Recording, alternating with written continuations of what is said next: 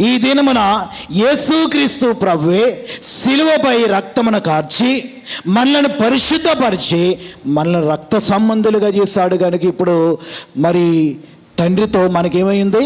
సహవాసమైంది. దేవుని బిడ్డలారా, ఈ దినమున మనం ఎవరితో సహవాసం చేస్తున్నాము?